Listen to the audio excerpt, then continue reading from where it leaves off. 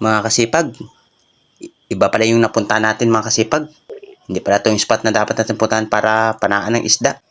Yun, kaya umikot-ikot na lang muna kami dito mga kasipag.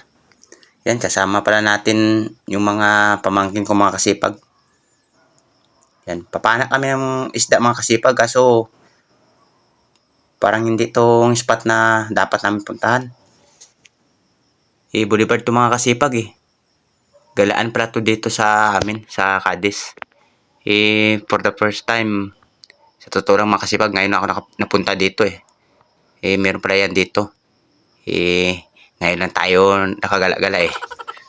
Yun, kaya umikot-ikot na lang muna kami dito mga kasipag, no? Yan, napansin natin daming paninda. Saka tumatambay dito. Yan, meron kumakain. Yan, sarap nga sana tumambay dito kaso iba yung pakay natin dito. Ang maghanap buhay mga kasipag.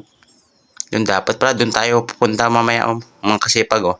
Andyan, port na yan mga kasipag. Diyan tayo pupunta. Palubog ng araw.